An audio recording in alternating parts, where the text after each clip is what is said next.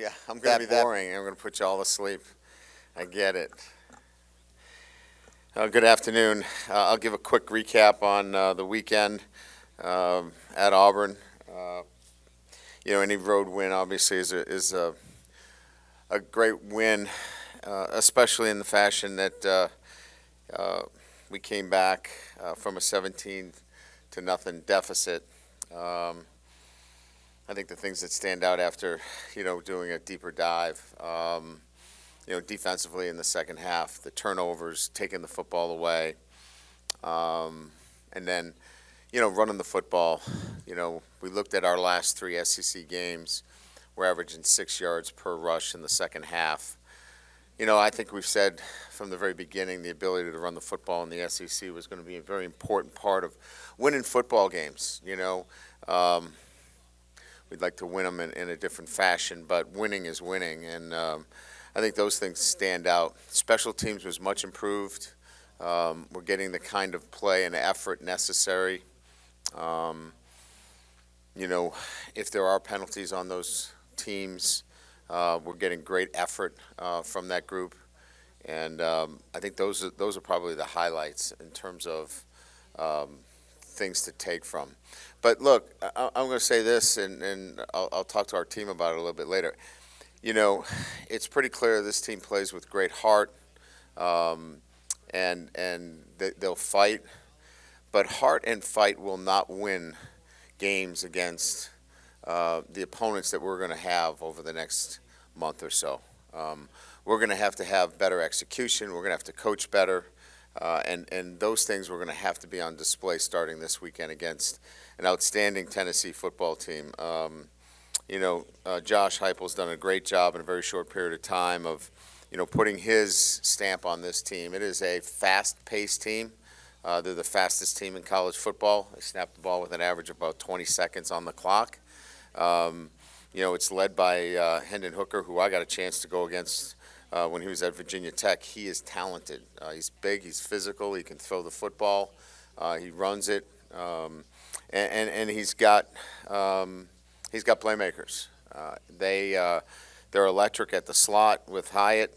You've got a big body guy in Brew McCoy. Tillman obviously didn't play last week, but he's obviously an alpha out there for them. And whether he plays or not, they are talented at the wide receiver position. Big, physical up front. They want to run the football. And then defensively, you've got athletes all over the place. On the front, they played 12 players on their defense in the defensive line. So they're rolling guys in and out.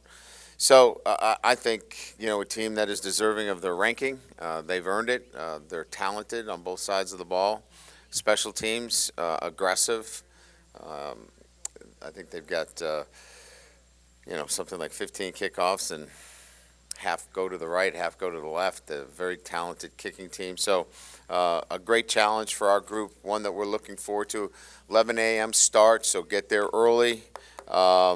Look, I'd like to be the cheerleader here and say, hey, come out early and get going. But look, it's Tiger Stadium. It's LSU football. If you're not excited for that, I don't know what gets you going in October. There's time to do other things, but LSU playing Tennessee in Tiger Stadium. Tell me what else is better to do. This is an awesome opportunity. So please come out and support your LSU Tigers. That PSA announcement was pretty good, wasn't it? Pretty good. Thank you very much. Hey, Brian. I don't think many people before the season would have believed through 5 games Keyshawn would have no touchdowns and fewer than 100 yards receiving. Why has he struggled to get going? Yeah, I think that's – look, part of this is building trust with a new quarterback. Obviously we're trying to get him the football.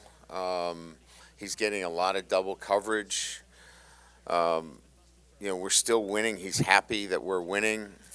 Look, all those guys that make decisions about who the best receivers are in the country are still going to look at Keyshawn and go, that's a really, really good wide receiver.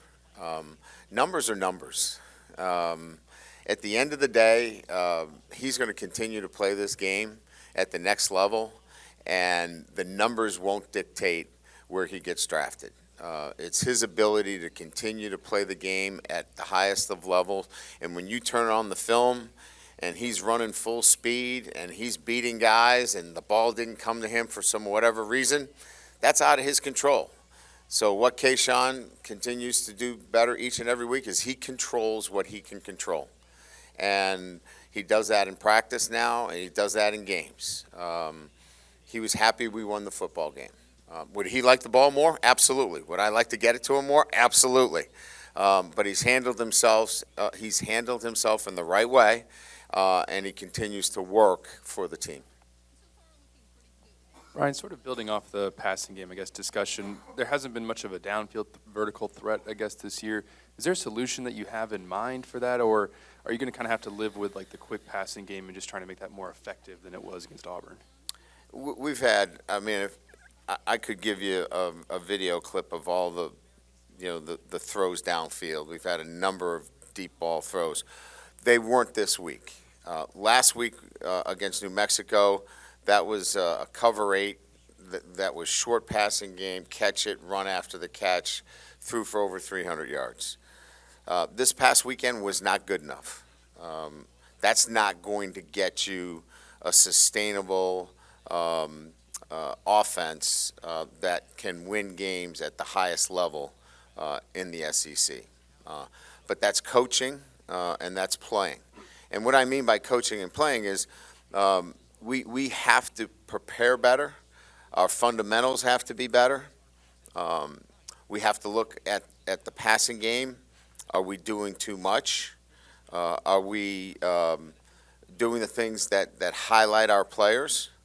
And then in turn, our players have to look at themselves and are they preparing the right way? And is there attention to the details necessary? So this is an all of us together that we need to get better, and the recognition and the awareness that 85 yards is not going to get it done. But it's a new week, and the one thing that doesn't carry over very well in college football is the last week. So we expect to be much better. Hey, Coach, here to your right. When you take a look at the video from the Auburn game, do you guys have, take a look at not only wide receivers, tight ends, running backs, passes that hit them on the hands, whether it's a little bit off the mark or not, and catchable balls that aren't caught? How would you reflect on that? And not only Keyshawn, but before the year, everyone kind of thought your wide receivers were the strength of the team. What can you do to get those guys more involved? Yeah, I think I would continue to answer the question, and I'm going to be honest with you. Everybody should be, asking the same questions. But I will tell you that it starts with putting together a comprehensive plan that can be repeated in the game. And the guy that has his hands on the ball is the quarterback. And he's going to get most of the notoriety when we do well, and he's going to get a lot of the blame when it doesn't go well. So the quarterback is part of this. The wide receivers have got to be better at attention to detail. Their routes have to be better. We've got to throw it better and catch it better. There were probably 5 or 6, and you probably can all remember them, where there needed to be a little bit better of a throw and a little bit better of a catch. And so that also goes to play calling. We've got to be able to look at, are these the plays that we can repeat? And are we doing too much? I think we're looking at it in all of those areas, because this is not going to work. We can't throw for 85 yards with the talent that we have and expect to beat the top 10 teams in the country. Right here. Yes. You said that Tennessee has the fastest offense in the country. With a defense like yours that likes to disguise looks, how does that impact your game plan, and what makes that difficult? Yeah, you got to get your cleats in the ground and you got to go play. So in one instance, they can't do a lot of things either, right? So if they're going to snap the ball with 20 seconds on the clock, there's not a lot of motion. There's not a lot of changing of formations. They've got to line up right and left too. So to play fast allows you, obviously a pretty clean look at what you're getting. But on the other side, you're right. You can't do a lot defensively. But what you can do is get your cleats in the ground, line up, play fast, play free, and play physical, and that's what we'll have to do against a really good Tennessee offense. Hey, Coach. Now that you've had time to sort of review the tape, with the coverage busts, especially in the first half, what were you sort of seeing in that department? They were coverage busts. Do you want me to call out some guys here publicly in front of you? No. Thank you, because I'm not going to. But what were maybe some of the adjustments that sort of need to be made into this week? So maybe some of that stuff doesn't pop up again. Talk slower. Look, we've addressed the issues. They're communication issues, and then really, quite frankly, making sure that our guys know the rules associated with coverages and do your job. Don't try to do somebody else's job. We've been in flux a little bit back there, so making sure that there's great communication, guys doing their job, not trying to do something that's not part of our system and rules, and just over-communicate it now. Just make sure that it's been communicated effectively, and do a good job teaching it, and redoubling our efforts to make sure that point is getting across to those guys that are in that situation. Florida State game, you mentioned, maybe a little slow to notice the front Florida State was running. Last week you said it was a little bit of the double zone.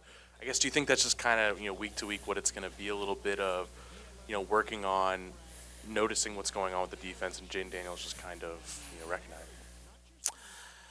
No, I don't think that can be the case. I think we have to improve. We've got to be better at recognition. We've got to be able to look. There's a difference between being on the edge aggressively and being reckless.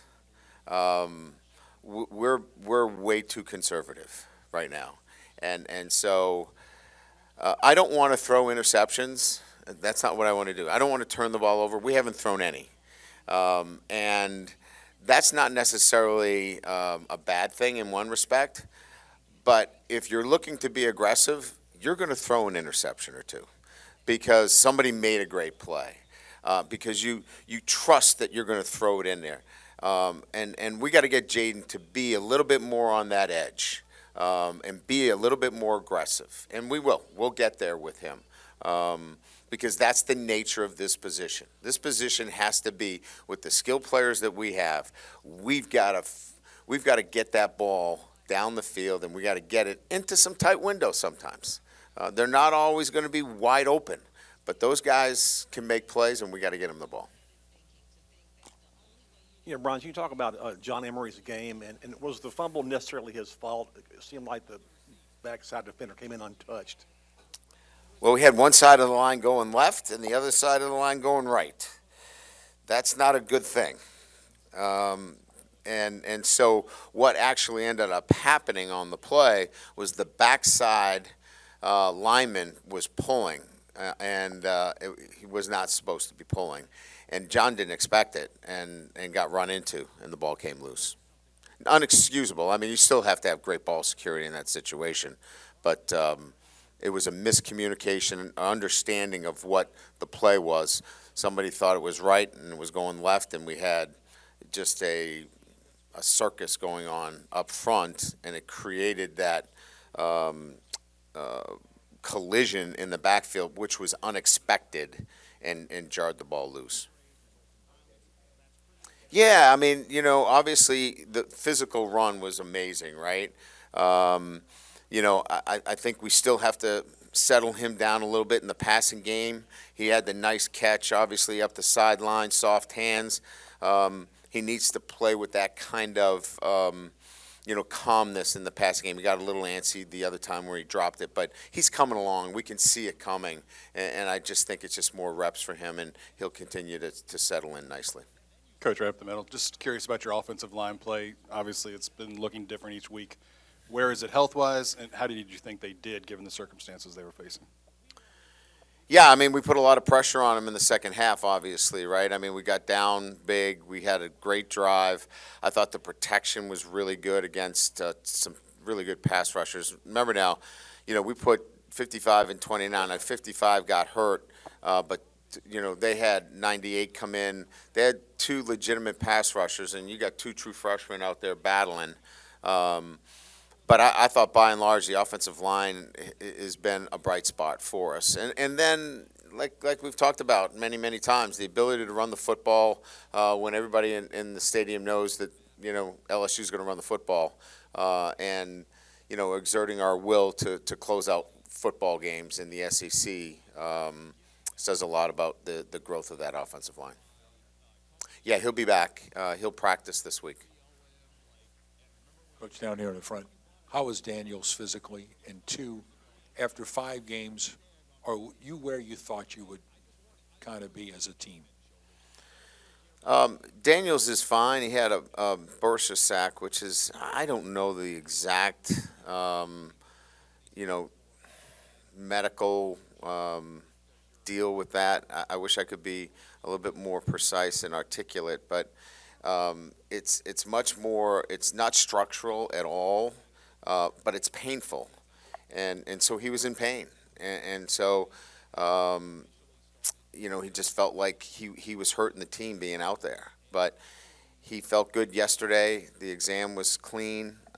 We did an MRI just to make sure, and that came back clean. So he's now in a pretty good position where he feels like he's 100%. I never really looked at it relative to the wins and losses piece. What I've looked at is, will we continue to get better each and every week as we go through the season, and can we develop an identity as a football team? And I think that early on we've been able to identify that this football team will fight. It's got grit, and those are traits that sometimes don't ever show themselves during the season. So, yeah, I think we're ahead of it, because to go on the road and be down 17-0 and come back and win, that means that your program is establishing character within the ranks, and that, to me, puts you on the right path. Hey, Coach, with Armani out these next few weeks, how much of a workload can we expect from Josh Williams, Noah Kane, the whole running back room pretty much? And how would you like to see them, utilize in their own role? I think what you see is what you get. Josh has been kind of the guy for us. He's extremely reliable in all areas of the game. He can pass protect for us. Made a mistake out on a handoff sweep where he blocked below the waist. Had a little bit of a mistake there, but he's usually really clean in all those areas and making good choices. He runs hard. He catches the ball out of the backfield, so he's been really reliable. And then as we talked about, Emery's coming on. Like we feel like we can give him a little bit more and more each week. And then Kane comes in with fresh legs, and he's a big guy. So he kind of gives us a nice, change up when he does get in the back. And we need all three. There's no doubt. Hey, Coach, how is Seven Banks doing? Yeah, thanks for asking. So the diagnosis is a spinal cord bruise, which puts him similar to Major Burns' situation, where there was a bruise, nothing else, no structural issues. That's probably going to take, 5-6 weeks before we can get him back. Now, Major Burns starts, so talking about similar patterns here, Major Burns starts running today. He'll be outside running with us. Next week, he'll begin non-contact drills, football non-contact drills with us. So there'll be a similar protocol and procedure, provided there's no setbacks along the way. So really fortunate and, really appreciate, all the help that we got from, our own medical team and certainly Auburn's as well in what was a very scary situation. Down in front. Brett Martell with Associated Press. So Yes. first, just cracking the AP Top 25, curious about your impression of how perception is matching reality on your team. And if you would, in the three major conference opponent games, there's been a kind of a trend where you've been down multiple scores in all three games, nearly overcame it in the first, did overcome it in the next two. What are some of the good and bad you pull from that trend, and does it inform you in any particular way about where the team is now? We'll start with the top 25. Perception versus reality. I think that, when you look at the body of work and, who this football team is,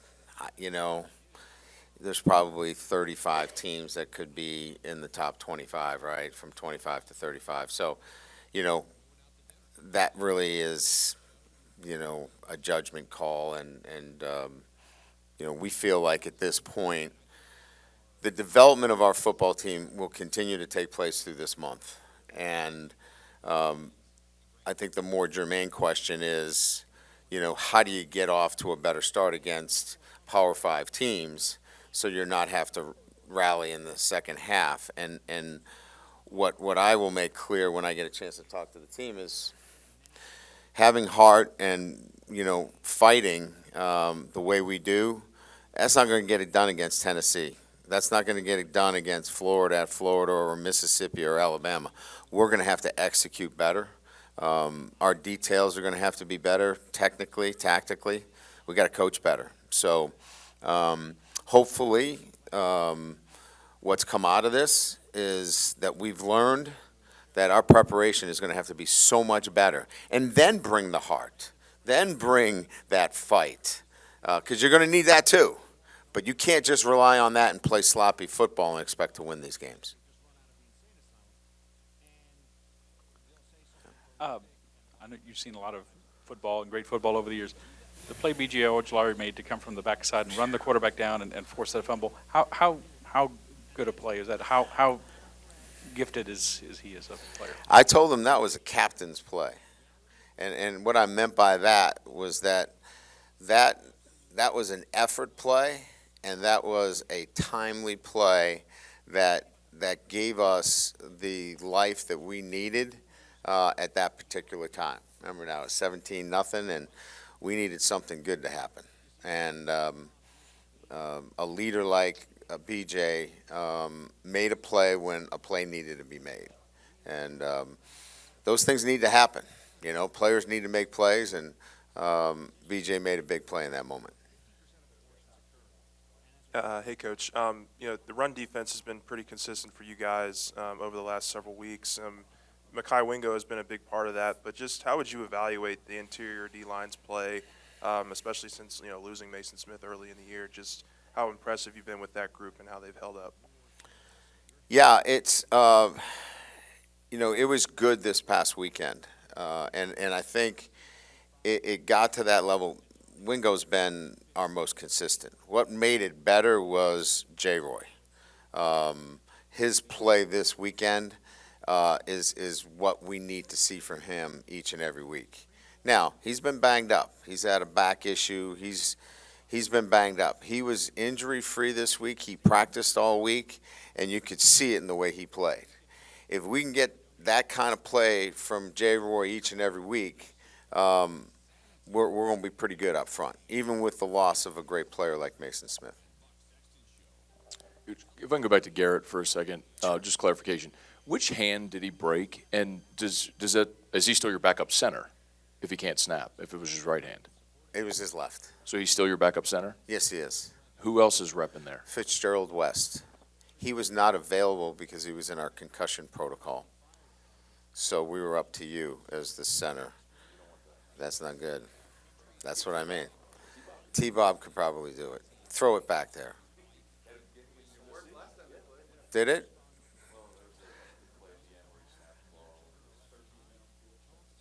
that I got to get up on the history. Got to watch that one. Is there a joke to this? He didn't know that there was that many.